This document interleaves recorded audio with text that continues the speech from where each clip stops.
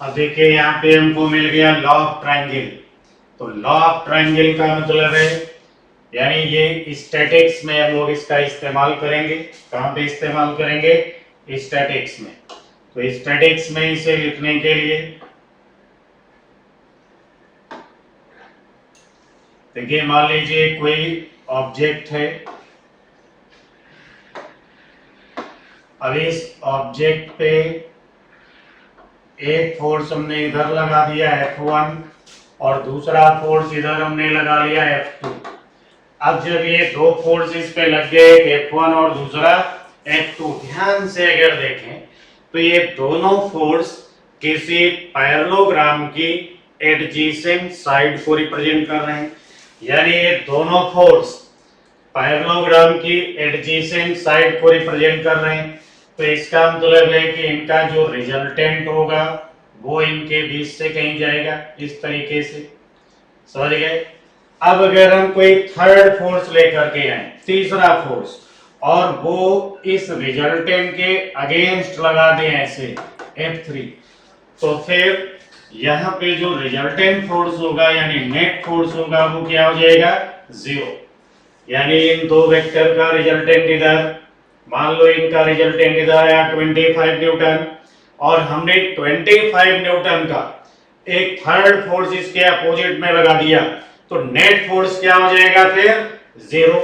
अब net force 0 होगा तो this condition is known as equilibrium condition. Equilibrium condition का मतलब net force acting on body must be 0। यानी इस कॉन्सेप्ट का इस्तेमाल हम कहां करेंगे? स्टैटिक्स में करेंगे। अभी बताते हैं आपको। अब अगर हम इन तीनों वेक्टर को ड्रॉ करें विदाउट चेंजिंग इट्स डायरेक्शन, यानी देखिए F1 हमारा इस डायरेक्शन में था, हमने F1 ऐसे बना लिया, इसके हेड से हमने ऐसे ड्रॉ कर लिया F2, और F2 के हेड से हमने ड्रॉ किया F3। तो ये तीनों फोर्स मिलके हमेशा क्या बनाएंगे? ट्रायंगल बनाते हैं। इसीलिए हम इसको क्या कहते हैं? Law of triangle. यानी है क्या मेन चीज वो सुनिए। यानी if body gain equilibrium position with effect of three forces, if body gain equilibrium position with effect of three forces and all the forces are taken in cyclic order, then they always form triangle। तो ये हमेशा क्या बनाएंगे? Triangle बनाएंगे। such that magnitude of either force will be directly proportional to side length of triangle। यानी जो force का magnitude होगा वो इस ट्रायंगल की साइड लेंथ के प्रोपोर्शनल होगा।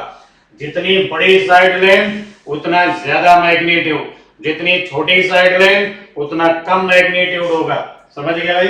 तो यहाँ जो F1 का मैग्नीट्यूड होगा वो directly proportional to side length. अगर इसे हम कह लें ABC, तो साइड लेंथ AB के बराबर होगा, या F1 अपॉन AB लिखें तो क्या हो जाएगा? कांस्टेंट। सिमिलरली ऐसे ही अगर हम कहें F2 जो है ना वो BC साइड से रिप्रेजेंट हो रहा है, तो F2 क्या होना चाहिए? Directly proportional to BC। यानी यहाँ F2 upon BC is equal to क्या होगा? कांस्टेंट होगा। अब देखिए जो F3 है उसको हमने CA से रिप्रेजेंट किया है, तो लिख सकते हैं F3 क्या होना चाहिए? Proportional to CA। यानी F3 अपॉन CA साइड जो भी है वो इज इक्वल टू क्या हो गया? कांस्टेंट। अब अगर इन तीनों को ही हम ज्वाइन करके कंबाइंड फॉर्म में लिखें, कंबाइंड करके अगर हम लिखें इसको, तो कंबाइंड फॉर्म में हमको क्या मिलेगा फिर? तो कंबाइंड में जो हमको मिलेगा वो होगा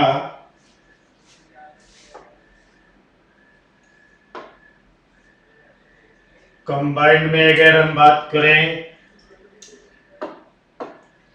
तो कंबाइंड में देखिए मिल गया F1 upon AB is equal to F2 upon BC is equal to F3 upon CA।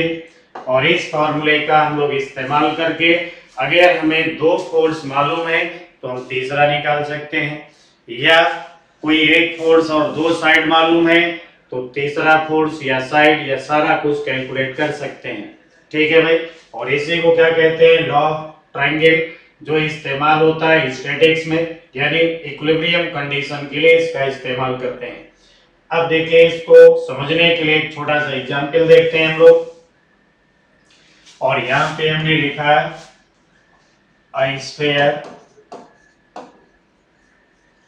is suspended. A sphere is suspended against vertical wall. Suspended against vertical wall with the help of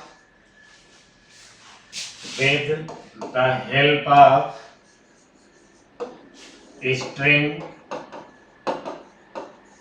of length 13 centimeter. If radius of sphere is 5 centimeter,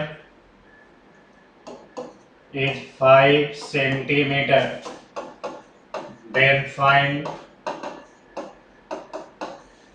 the force applied by wall on the sphere. Applied by the wall on the sphere. Assume mass of sphere is m. Assume mass of sphere is m. यानी यहाँ पे हमें दिया गया एक sphere, तो ये sphere हो गया भाई, और इस स्फीयर की जो रेडियस है वो पता है हमें, और इसको इस तरीके से टान करके आपने रखा हुआ है। ये रेडियस पता है 5 सेंटीमीटर, ये लेंथ पता है 13 सेंटीमीटर, और ये क्या है, दीवार। अब आपसे पूछ लिया गया भाई, ये दीवार जो है स्फीयर पे कितना फोर्स लगाएगी, या स्फीयर दीवार पे कितना फोर्स लगाएगा। अब ये क्वेश्चन हो गया। तो इसके लिए देखिए हम लोग क्या कहते हैं, ये स्फीयर का सेंटर है, सेंटर से इधर जो स्ट्रिंग जा रही है उस पे टेंशन हो गया T, वर्टिकली डाउनवर्ड जो है इसका वेट हो जाएगा mg, और इस डायरेक्शन में दीवार इसको पुश कर रही होगी, तो ये दीवार का रिएक्शन फोर्स हो गया। अब इनको अगर हम साइक्लिक ऑर्डर में अरेंज करते, तो सबसे पहले तो हम इधर से ड्रॉ करते ये नॉर्मल रिएक्शन, नॉर्मल के हेड से हमने ड्रॉ कर दिया भाई टेंशन, और टेंशन के हेड से हमने ड्रॉ कर लिया mg। अब ये साइड हमें पता है 13 सेंटीमीटर, ये साइड पता है हमें 5 सेंटीमीटर, तो अब हम यहाँ सारा कुछ कैलकुलेट कर सकते हैं भाई। समझ गए भाई, ये कैसे कैलकुलेट करेंगे, तो ये साइड हमें मिल जाएगी क्योंकि राइट एंगल ट्रायंगल बनेगा, कितना हो गया 12 सेंटीमीटर। अब जो भी कैलकुलेशन करना है हमें, बड़े आराम से हम यहाँ पे कैलकुलेट कर सकते हैं। क्या लिख लेते हैं यहाँ पे कि tension upon 13 centimetre is equal to normal reaction upon 5 centimetre, और ये हो गया था mg अपॉन 12 सेंटीमीटर। अब देखिए एक ही लाइन में हमने सारा कुछ लिख लिया। चाहिए था हमें टेंशन, तो T upon 13 is equal to mg upon 12 करते। इतनी बात क्लियर हो गई भाई, ये सारा कुछ क्लियर है। तो आगे लिखते हैं, फिर हम लोग आगे क्या लिखते हैं, इस क्वेश्चन को गैप कर देते हैं। ये क्लियर हो गया भाई, चलिए ठीक है। तो यहाँ पे जब इतनी बातें क्लियर हैं, तो हम यहाँ पे लिख सकते हैं tension upon 13 is equal to mg upon 12। तो टेंशन मिल गया था हमको 13 अपॉन 12 mg, और ऐसे ही अगर लिखते हैं हम n upon 5 is equal to mg upon 12, तो नॉर्मल रिएक्शन भी मिल जाता 5 mg अपॉन 12। इस तरीके से हम ये भी कैलकुलेट कर लेंगे।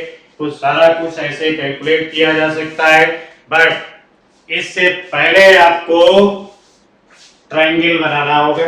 ट्रायंगल, अब जिस फोर्स को जिस साइड से आप रिप्रेजेंट करेंगे वो फोर्स उसी साइड की लेंथ के डायरेक्टली प्रोपोर्शनल होगा।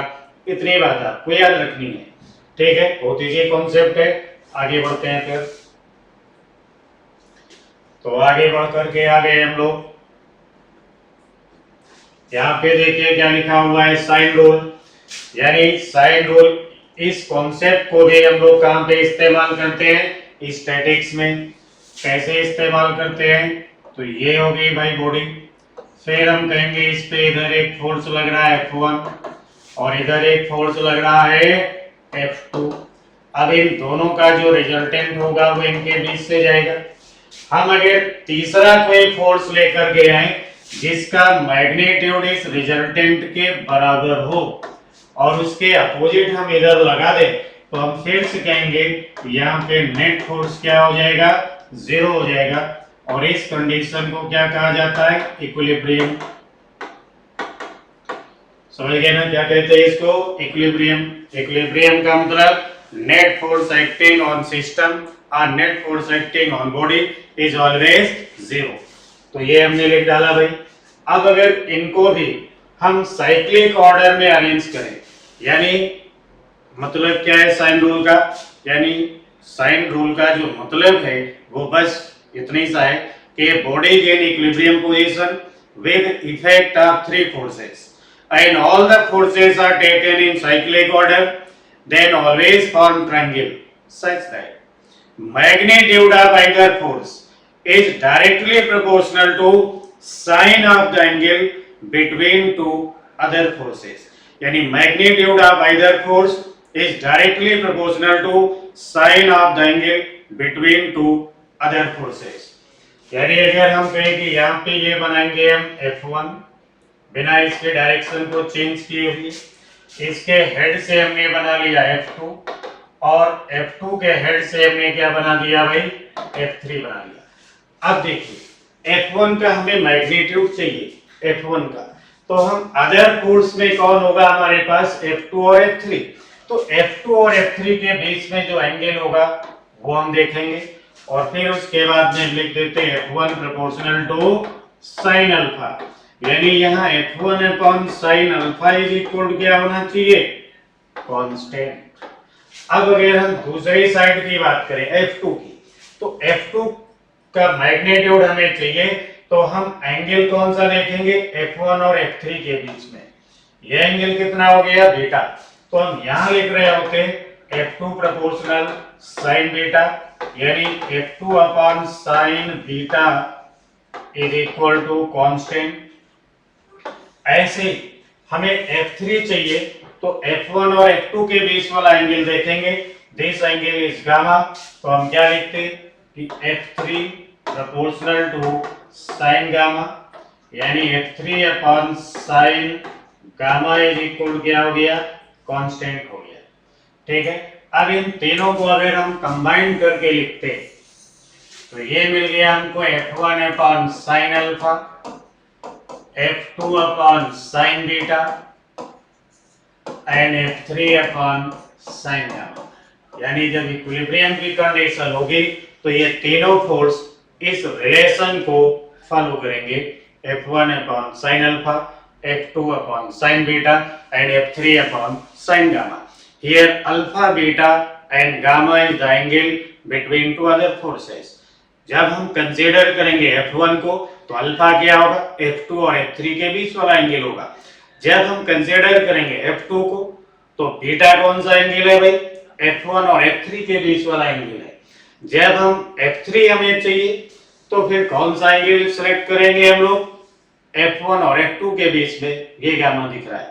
और जब हमें पता चल गया इन एंगल्स के विषय में तो इनका जो मेन रिजल्ट है वो क्या है, F1 upon sine alpha is equal F2 upon sine beta is equal F3 upon sine gamma.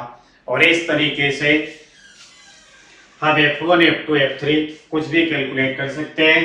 ठीक है, इतना क्लियर हो गया। तो आप देखते हैं इसका एप्लीकेशन के लिए फिर एक छोटा सा क्वेश्चन, यानी यहाँ पे कह दिया गया find T1 and T2 as shown in figure, as shown in figure, यानी हमें T1 T2 निकालना है। कोई फिगर बना होगा, फिगर क्या है भाई, चलो फिगर बना देते हैं। तो यहाँ पे देखिए ये दो वर्टिकल दीवारें हैं भाई, एक ये स्ट्रिंग है, दूसरी ये स्ट्रिंग है, और इनसे किसी ब्लॉक को ऐसे टांग दिया गया। ब्लॉक का मास कितना है m, तो यहाँ पे होगा T1 और इस साइड में क्या है T2, और ये एंगल भी हमको गिवन है 30 डिग्री। अब ये फिगर है, इसमें से हमें क्या कैलकुलेट करना है, T1 T2 गिवन क्या है हमको, ब्लॉक का मास और एक एंगल गिवन है। अब अगर हम यहाँ देखें तो ये mg किधर लगता है भाई, तो mg लगता है वर्टिकली डाउनवर्ड। अब इन तीनों फोर्स को अगर हम साइक्लिक ऑर्डर में अरेंज करते तो भाई पहले तो ये बना दिया हमने T1। अब T1 की हेड से बिना डायरेक्शन चेंज किए भी ऐसे बना दिया हमने T2, और इसी की हेड से ऐसे बना लिया हमने mg। अब देखिए ये जो T2 है वो हॉरिजॉन्टल से, यानी ये हॉरिजॉन्टल लाइन होगी, यहाँ से कितना एंगल बना रहा है 30 डिग्री। तो ये एंगल क्या होगा 30, इधर क्या हो गया 60, ये एंगल क्या हो जाएगा 90। अब हम यहाँ पे अपना साइन रूल इस्तेमाल करते हैं। तो साइन रूल के लिए हम क्या लिख रहे होते, देखो ये T2 लिखना है और इसके अगेंस्ट में एंगल कितना है 90 है, तो लिखते हैं T2 अपॉन साइन 90। अब mg अपॉन साइन 30 हो जाता, mg अपॉन साइन 30, साइन 90 तो 1 हो गया, यानी T2 हमें मिल गया यहाँ पे 2 mg होगा। तो T2 कितना होगा यहाँ पे 2 mg होगा। अब चाहिए था हमें T1, तो हम लिखते हैं यहाँ पे T1 अपॉन, T1 ये साइड है, इसके अगेंस्ट में एंगल 60 डिग्री है, तो हमने लिखा T1 upon sine 60 is equal to mg upon sine 30।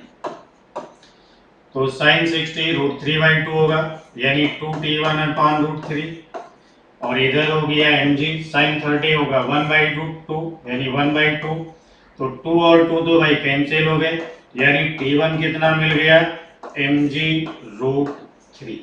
तो इस तरीके से साइन रूल का इस्तेमाल करेंगे इक्विलिब्रियम कंडीशन में, और फटाफट अपने आंसर कैलकुलेट करेंगे हम लोग। तो इसको कहते हैं साइन रूल। उम्मीद है क्लियर हो गया होगा, बहुत इजी कॉन्सेप्ट होता है। अब इतना क्लियर है तो फिर आगे बढ़ते हैं, आगे देखते हैं क्या है भाई। तो आगे यहाँ पे लिखा हुआ है लामीज थ्योरम। लामीज थ्योरम भी एग्जैक्टली सेम, इसको भी स्टैटिक्स में इस्तेमाल करते हैं। ये भी क्या है कहेंगे, फिर वही बात है कि ये कोई ऑब्जेक्ट हो गया, इस पे इधर एक फोर्स लग गया भाई F1, इधर दूसरा फोर्स लग गया F2, यहाँ पर भी F1 और F2 क्या है कहेंगे, ये भी किसी पैरेललोग्राम की एडजेसेंट साइड को रिप्रेजेंट कर रहे हैं, इसलिए इनका भी रिजल्टेंट इनके बीच से कहीं जाएगा, और उसी रिजल्टेंट के बराबर अगर हम तीसरा फोर्स यहाँ पे लगा दें तो ये ऑब्जेक्ट फिर से इक्विलिब्रियम में आ जाएगा। यानी लामीज थ्योरम क्या है, वो भी यही बात है कि when a body in equilibrium position with effect of three forces, when body in equilibrium position with effect of three forces, then magnitude of either force will be directly proportional to sine of the angle between two other forces। यानी यहाँ पे अगर हम बात करें F1 की, तो F1 का जो मैग्नीट्यूड होगा वो F2 और F3 के बीच में ये जो एंगल आपको दिख रहा है, इस एंगल के साइन के डायरेक्टली प्रोपोर्शनल होगा। यानी यहाँ पे हमें लिखना था F1 प्रोपोर्शनल साइन अल्फा, तो F1 upon sine alpha is equal to constant. यानी यहाँ आपको ट्रायंगल बनाने की कोई रिक्वायरमेंट नहीं है, डायरेक्टली आप इस्तेमाल कर सकते हैं। अब चाहिए था आपको F2 चाहिए तो आपको फिर ये एंगल देखना होगा, और ये एंगल कितना है बीटा, तो यहाँ पे आप लिखते F2 प्रोपोर्शनल साइन बीटा, तो F2 upon sine beta is equal to constant. अब चाहिए आपको F3, तो F3 के लिए फिर आपको ये एंगल देखना पड़ेगा, और ये एंगल क्या है गामा, तो आप लिख सकते हैं F3 प्रोपोर्शनल साइन गामा, तो F3 upon sine gamma is equal to constant. और फिर इनको अगर हम कंबाइन करके लिखें तो ये हो गया F1 upon sine alpha is equal to F2 upon sine beta is equal to F3 upon sine gamma. तो इस तरीके से हम F1, F2 और F3 कैलकुलेट करेंगे। यहाँ ये सुविधा है आपके लिए कि आपको ट्रायंगल बनाने की जरूरत नहीं है, तो थोड़ी परेशानी भी है। अगर ट्रायंगल नहीं बनाना है तो ट्रायंगल बनाने के बाद जो हमको एंगल मिलते हैं ना, वो एंगल लेस देन 90 होते हैं। यहाँ पे हमको जो एंगल दिख रहे हैं वो सारे क्या हैं, मोर देन 90 हैं। तो आपको थोड़ा ट्रिग्नोमेट्रिकल फार्मूलों का इस्तेमाल करना पड़ेगा, बस सेम आंसर आएगा, कोई प्रॉब्लम नहीं है। चलिए इतनी बात समझ में आ गई, तो एक क्वेश्चन देख लेते हैं कि कैसे अप्लाई करेंगे। तो कैसे अप्लाई करेंगे उसके लिए देखिए एक क्वेश्चन है आपके सामने। अब ये जो क्वेश्चन है क्या लिखा है, an aeroplane has to go from point A to another point B 500 kilometre away due 30 degree east of north. A wind is blowing due north at a speed of 20 meter per second. The air speed of plane is 150 meter per second. Find the direction in which the pilot headed the plane. कोई बात नहीं, देखिए आगे हम लोग यहाँ पे, तो ये कुछ ऐसी कंडीशन है, यानी ये हो गया ओरिजिन, इधर क्या है ईस्ट, वेस्ट, नॉर्थ और साउथ। अब यहाँ जो क्वेश्चन है लिखा है 500 किलोमीटर अवे, ये बात तो समझ में आ गई। फिर क्या लिखा है, due 30 degree east of north, यानी ये जो 500 मीटर का कोई पॉइंट है वो यहाँ कहीं पॉइंट है जहां आपको जाना है, वो 500 किलोमीटर ये हो गया। और कितने एंगल पे है, तो 30 डिग्री ईस्ट की तरफ है नॉर्थ से, लिखा है ना 30 डिग्री ईस्ट ऑफ नॉर्थ, यानी ईस्ट की तरफ 30 डिग्री ऑफ नॉर्थ, नॉर्थ से, तो नॉर्थ से 30 डिग्री ईस्ट की तरफ कोई पॉइंट है बी जहां आपको जाना है, और जाना कहाँ है आपको, पॉइंट ए से।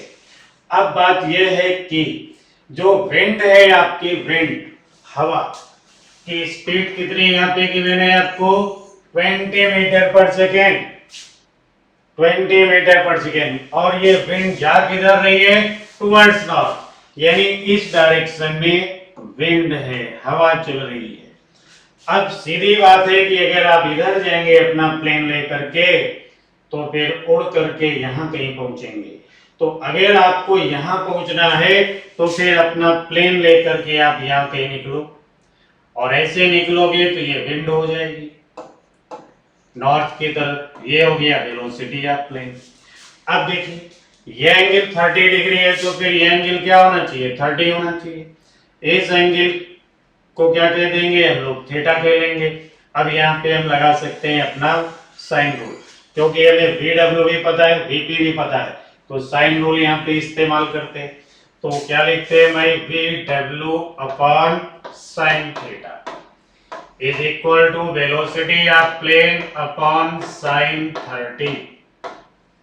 तो साइन थीटा इज इक्वल क्या हो जाएगा भाई, VW अपॉन VP, और ये हो गया साइन 30। तो VW कितना हो गया 20, VP कितना है 150, और साइन 30 हो जाएगा 1/2। तो यहां से आपको क्या मिला भाई, 1/15। तो साइन थीटा क्या हो गया 1/15, थीटा क्या होना चाहिए, sine inverse 1/15 from the line, from the line AB, यानी AB जो लाइन है उस लाइन से कितने डिग्री एंगल पे आपको चलना होगा, साइन इनवर्स 1/15, और आप A से चल के डायरेक्टली B पे पहुंच जाएंगे। समझ गए भाई। तो ये साइन रूल अगर आपको पता है तो ये उसी साइन रूल का कमाल है, फट से आपका आंसर आ गया। ठीक है।